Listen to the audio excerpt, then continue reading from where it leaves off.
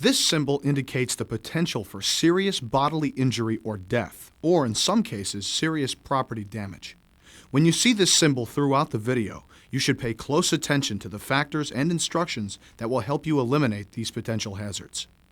Correct selection, assembly, and installation of universal joints and slip spline member assemblies on SpicerLifeSeries drive shafts are essential to ensure the proper operation and safe use of these and related components. Inadequate attention to these procedures can result in drive shaft runout, vibration, and premature wear, leading to serious bodily injury or property damage. Always follow the specific instructions and recommendations of the component manufacturer.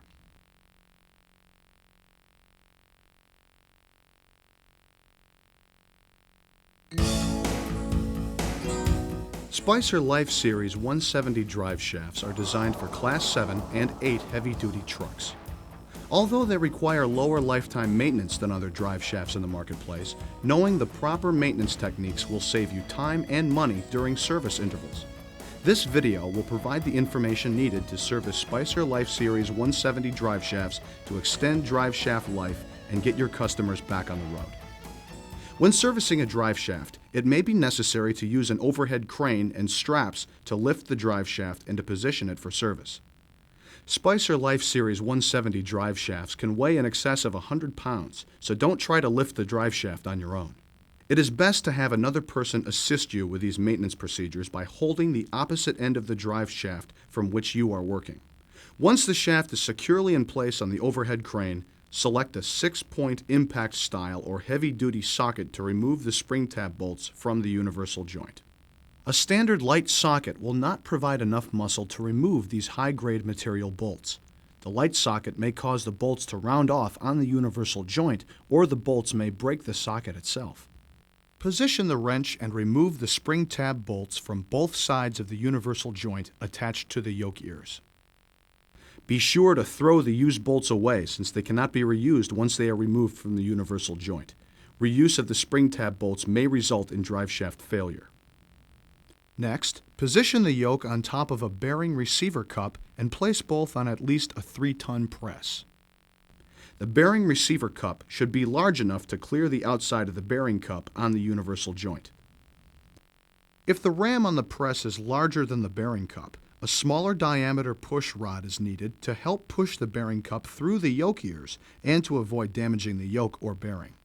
It is critical that the drive shaft is level before removing the bearing cups.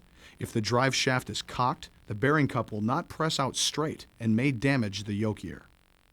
Using the press down on the bearing cup assembly until the shoulder of the journal cross makes contact with the inside of the yoke ear. The bearing cups are a press fit, so it may require some travel of the press ram before the bearing cup is pressed out. But take care not to overpress the bearing cup and journal cross or you risk damaging the inside of the yoke ear. It might appear as if the bearing cup should twist off the trunnion easily once it is pressed out, but this is not necessarily the case. The seal guard on the bearing cup will continue to hold it in place. To remove the bearing cup, take a pair of vice grips or a large pair of pliers and pull the bearing cup from the yoke ear and trunnion. Now, turn the drive shaft over with the assistance of a coworker. Position the yoke with the remaining bearing cup face down on the bearing spacer cup and place both on the press. Once again, it's critical that the drive shaft is level to perform this procedure properly. It's also important that the bearing receiver cup, bearing cup, and the push rod are all lined up properly on the press. If necessary, use a soft hammer to lightly tap the components in place. If the components are not lined up properly, when pressed, the universal joint will dig into the side of the bearing cup, making its removal difficult. Heavy force may not be needed to press out the second bearing cup, so carefully press on the end of the journal cross trunnion until the shoulder of the journal cross makes contact with the inside of the yoke ear. Once the second bearing cup is pressed out, use your pliers to remove it from the trunnion. At this point, the universal joint can be easily removed from the yoke. After removing the universal joint, take a moment to inspect the yoke for damage. If the yoke is damaged in any way, it should be immediately replaced. If the yoke is free from damage, it's okay to proceed. Do not apply any grease, oil, or sprays, such as Never Seez, on the yoke ears, since grease and oil tend to promote rotation of the bearing cups. Select a new Spicer Universal Joint Kit package for the SpicerLifeSeries drive shaft you're servicing. This shaft is a SpicerLifeSeries 170. The package will include a new journal cross, 4 bearing cups, installation hardware, and other assorted hardware. The installation tools included with the kit allow you to approximate the height needed to assemble the universal joint into the yoke. New bearing cups are shipped with these red needle retaining plugs. The plugs are designed to keep the needles from falling down during shipping, and they must be removed before beginning assembly of the new universal joint. The service manual for the SpicerLifeSeries 170 drive shaft recommends greasing the bearing cup assemblies before installation of the universal joint. However, this step can also be completed after installation. The grease that is used during the pre-purging operation demonstrated in this video will work its way into these assemblies, making greasing after installation the preferred method. On the new journal cross, note that there is a Zerk fitting in the center of the cross. Position the journal cross into the yoke cross holes with the Zerk fitting facing inward toward the tubing. The Zerk fitting should be perpendicular to the yoke cross holes. The position of the Zerk fitting is critical since you will need to access the fitting during pre-purging of the universal joint. Install the cross end so that it hangs loosely in the yoke end. Do not lay the shaft down with the trunnion unprotected or you may damage the new journal cross. Once again, the drive shaft must be level at all times for the installation procedure to be successful. Place the first bearing cup on the bottom of the trunnion hanging loosely from the yoke end. Next, place the first installation tool on the bottom of the bearing cup. Hold the components in place and gently position the assembly on the press.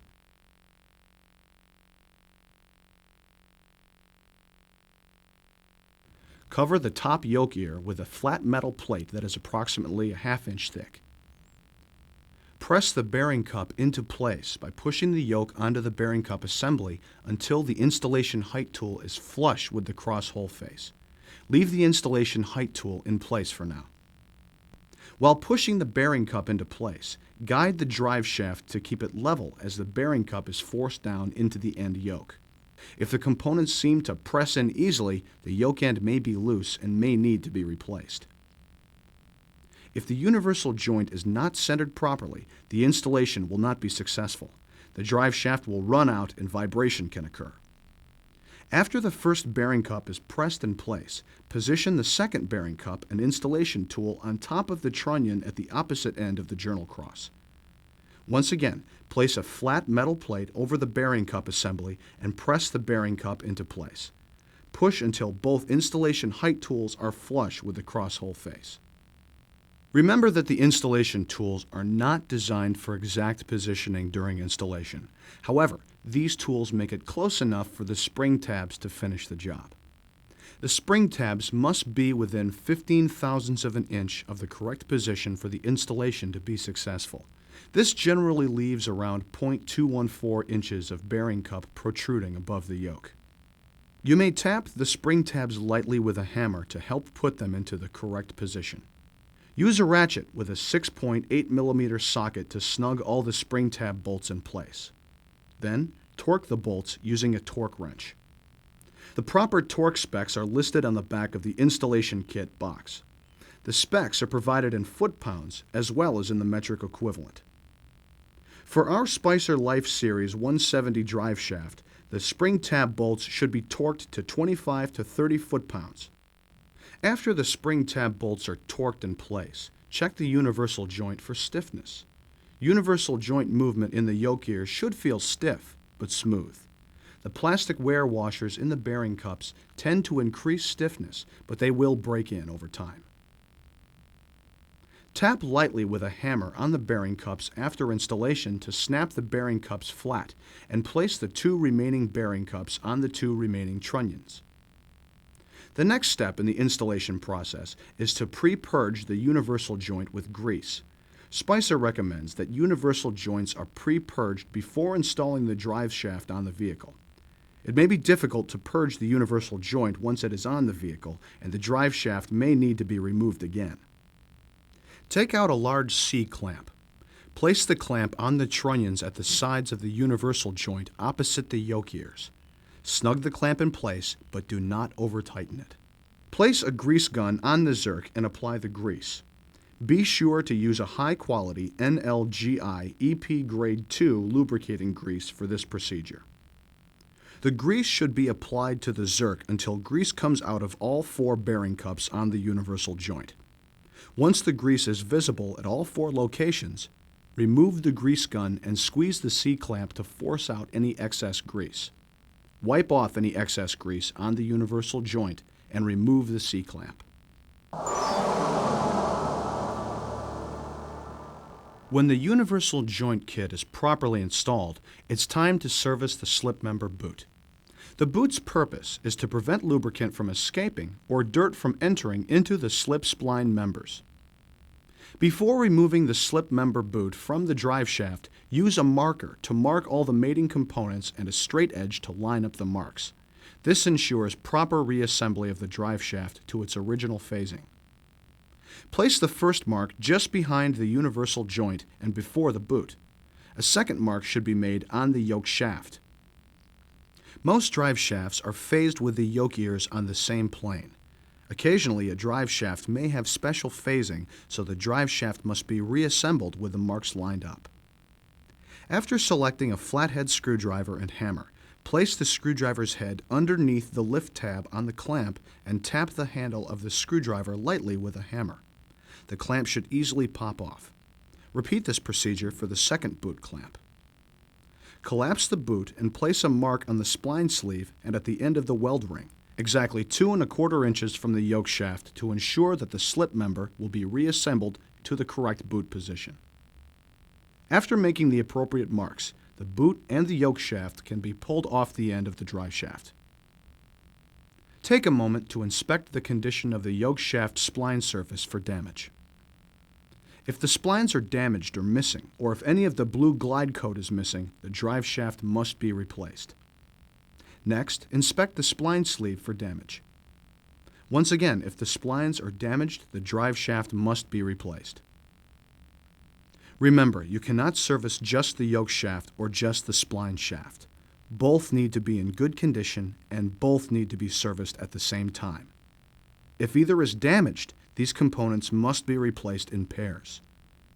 Also, if the boot has been damaged, water and other contaminants may have leaked into the drive shaft assembly, damaging the splines. If this occurs, the slip spline male and female components must be replaced. After performing a careful inspection of all the components, wipe off any small amounts of rust or dirt that may be trapped in the splines on the yoke shaft and spline shaft. Both the yoke shaft and the spline shaft must be clean, dry, and free of rust, dirt, or solvents. To replace the slip member boot assembly, use a Spicer slip member boot replacement kit.